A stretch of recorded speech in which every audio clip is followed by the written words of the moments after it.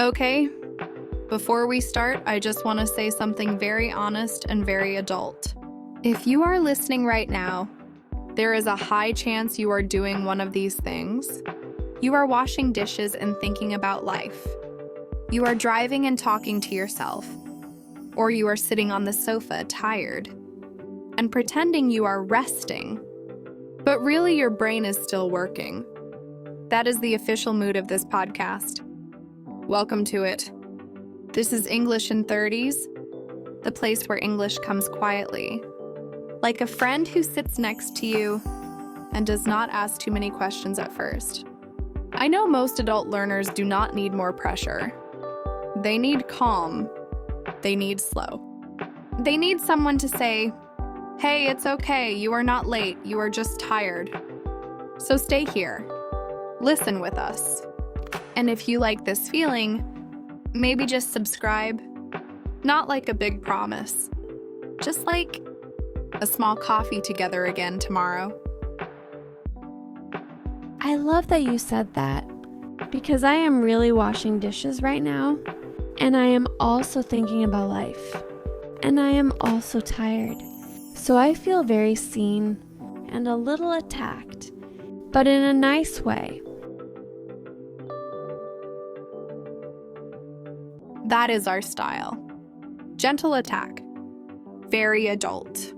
So tell me, Lena, how are you today, really? Not the polite answer. The real one you say only inside your head. Honestly, I feel slow. Not bad. Just slow. Like my body is on one speed, and my brain is on another, and English is on a third speed. Running somewhere ahead of me, waving like, "Come on, you can do it." And I am like, "Please wait. I am still putting on my shoes." That image is very real. I feel it in my bones. I think adults are always putting on shoes. Shoes of work, shoes of family, shoes of responsibility. And then English comes like, "Let's go for a run." And we just look at it, tired, but still wanting to try. Yes, and when I try, my brain suddenly forgets everything. I know words. I really do. But when I want to speak, I only have 3 questions in my head. What? Where? How? And even those feel heavy sometimes. That is funny, because those 3 questions are like the keys to life, not only to English. I use them all the time, even in my own language. When I do not understand my feelings, I sit and think, what is wrong? Where does this feeling come from? How can I fix it? So maybe your brain is not empty. Maybe it is just very busy asking important things. I like that. It makes me feel less stupid. Yesterday I was in a small shop, a new one, and I wanted to buy bread. Very simple life, very normal. But my brain started talking. It said, "What do you say? Where do you stand? How do you pay?" And suddenly, buying bread felt like a big exam. I know that feeling so well. It is like normal life becomes a test, and nobody told us we are being tested. And the worst part is, the person in the shop is just living their day. They are not thinking about English. They are thinking about lunch, or rent, or going home. But we stand there, thinking this moment will decide our future. Exactly. And I stood there and I said, "Bread." Just that. One word, like a caveman. And the woman smiled. And she said something long, very long, like a beautiful river of words. And I just smiled back. And then she asked a question. Let me guess. It was probably what kind, or how many, or where. Yes, it was how many? And I froze because I knew the answer. One. I wanted one. But my brain said, how do you say it? And time stopped. Time always stops at how many. It is a universal law.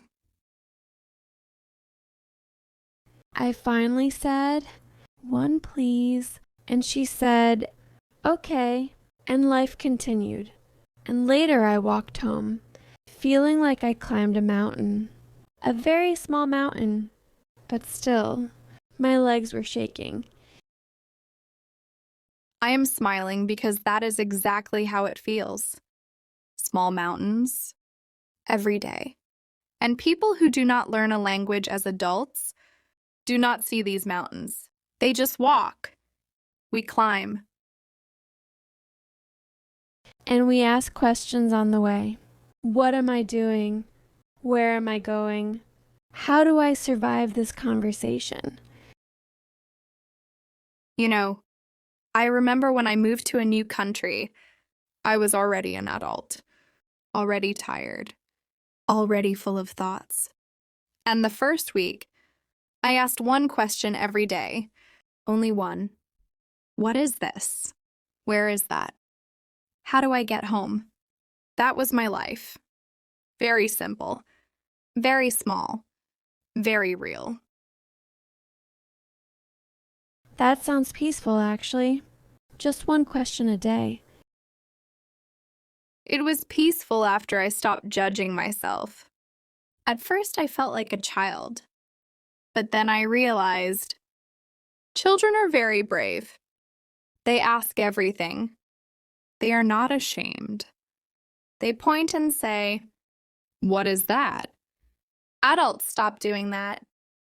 We think we should know already, but we don't. And that is okay. I like that idea. I think shame is the hardest part. Not words, not grammar. Shame. When I ask a question in English, I feel like I am showing something. Like I am opening a door and saying, look, I am not perfect. Yes. And the funny thing is, nobody cares. They are too busy with their own doors. But inside us, it feels huge. It feels like we are standing in a big room with a small voice, asking, "Where is the bathroom?" And the voice sounds strange to us, not like our real voice. That is the hardest part.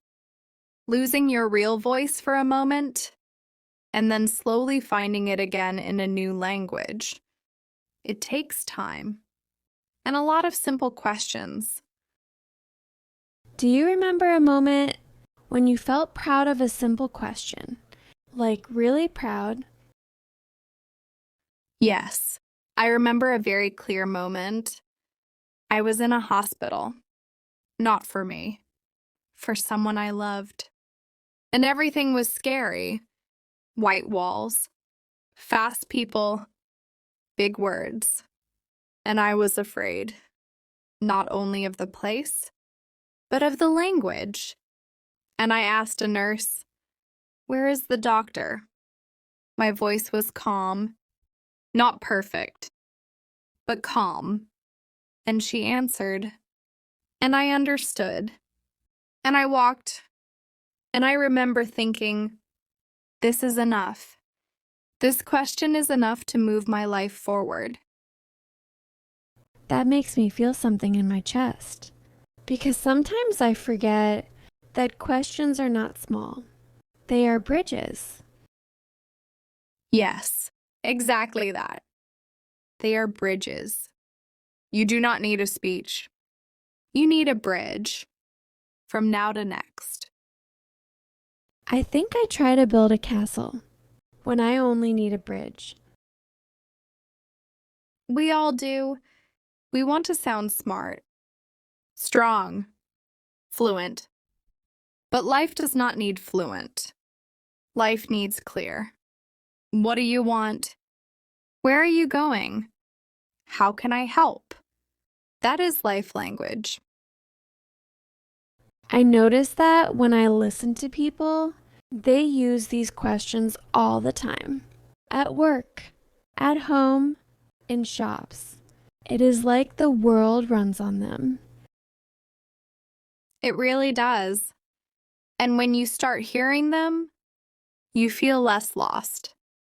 I remember the day I stopped translating everything in my head. I just listened for those 3 questions. What? Where? How? And suddenly the world felt smaller. Kinder. That gives me hope. Because sometimes the world feels very big in English. Like I am in a city with no map. And questions are your map. Not full. Not perfect. But enough to move. I like that you say move. Because when I ask a question, even a simple one, something moves. The moment moves, I move. Yes. And movement is life. Even slow movement. I think I want to make peace with simple questions. Stop fighting them. Stop thinking they are too small. They are not small. They are brave. Do you know what is funny? When I speak my own language, I ask questions all day. I am curious. I am alive. But in English, I become quiet, like I am afraid to touch things. That is very human. Because language is not only words. It is safety. It is home. And you are building a second home. Slowly. Brick by brick. Question by question. I like that image. It makes me feel less lost. Good. That is the goal. Not to be fast. Not to be perfect. Just to feel less lost. I think tomorrow I will try something. Just one simple question. Not 10. Not a full conversation. Just one. That sounds like a very adult plan. Simple. Kind. Possible. Maybe I will ask, where is the bus? Or, how much is this? Those are beautiful questions. They open doors. They start stories. I never thought of them like that. That is why I love talking about life in English. Not English as a subject, but English as a small part of life. I feel calmer now, like my brain slowed down a little. Good. That means we are doing something right. Thank you for sitting with me in this. It feels like we are just 2 adults, having tea, talking about life. That is exactly what we are doing. And we can do it again. Anytime. I would like that very much. Me too. And next time, we can bring more questions. Simple ones. Strong ones. Quiet ones. I am starting to like questions now. That is a beautiful sentence to end on. I think your English home just got one new brick today.